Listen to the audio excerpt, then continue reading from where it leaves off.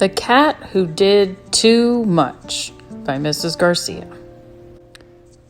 Once upon a time, there was a cat named Kitty. Kitty always meant to do what other cats did, but he always ended up doing too much. For example, when Kitty got dressed in the morning, he would try on all his collars over and over.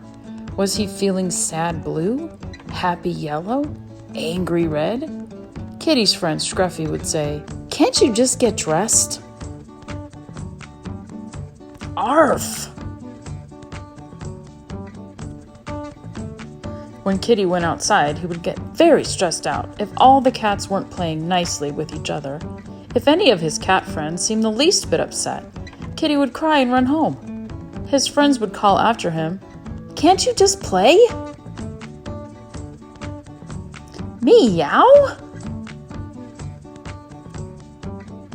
Finally, it would take Kitty forever to put away his toys at the end of the day. First, he would organize them by color, then he would organize them by size, then he would organize them by type. Kitty would reorganize over and over until Mrs. Garcia said, "Can't you just clean up? Can't you just clean up?" And then she would turn out the light.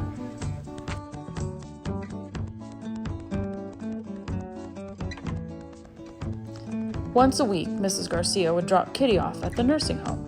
Kitty volunteered there as a comfort cat. His job was to sit on patients' laps and allow himself to be petted. If he wanted to, he could purr. But instead of doing just that, Kitty would kill their roaches, lick up their spilled food, and sing them songs, which just sounded like, "Meow!" Kitty's boss would complain to Mrs. Garcia, "Can't he just do his job?" Meow, wow, wow, meow. Can't he just do his job? Eventually, Kitty began to notice that he heard the words, "Can't you just?" a lot. He started to feel very bad about himself and thought about staying home in his cat bed.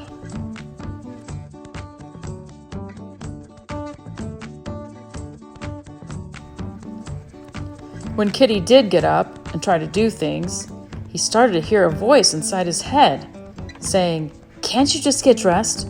Can't you just play? Can't you just clean up? Can't you just? The voice made him so crazy that he would run around and around in circles.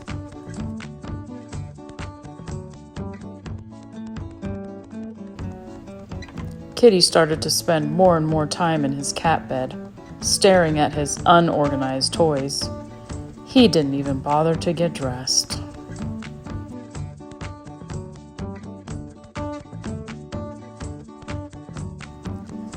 Mrs. Garcia came to get Kitty when it was time for him to volunteer at the nursing home again. She didn't notice that Kitty was sad. Unfortunately, Kitty's face looks pretty much the same all the time. So, off they went.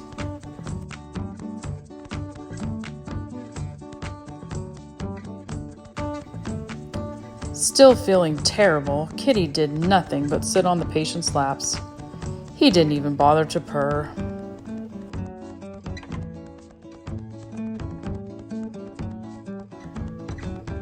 Then, all of a sudden, Kitty heard a scream.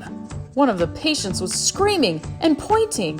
She was pointing at a huge roach climbing up the wall.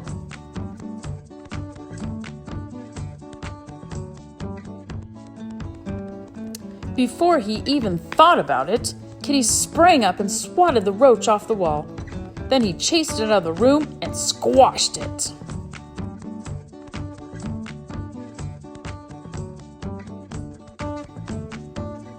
When Kitty came back in the room, the patients said things to him like, "Good Kitty, thank you Kitty, you're the best kitty ever." "Good Kitty, you're the best kitty ever. Thank you, Kitty."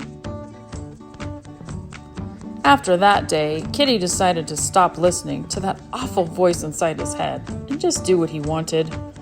If he couldn't decide between two of his collars to wear, he would take his time figuring it out.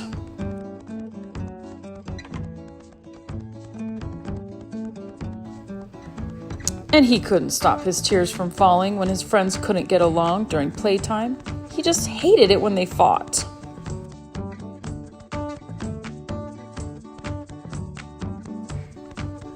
And if he saw a roach, he had to squash it. What if it climbed up somebody's leg or something?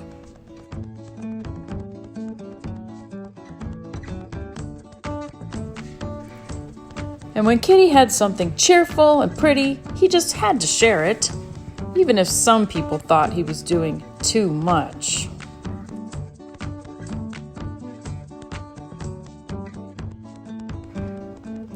Because when others were happy, Kitty was happy too. The end.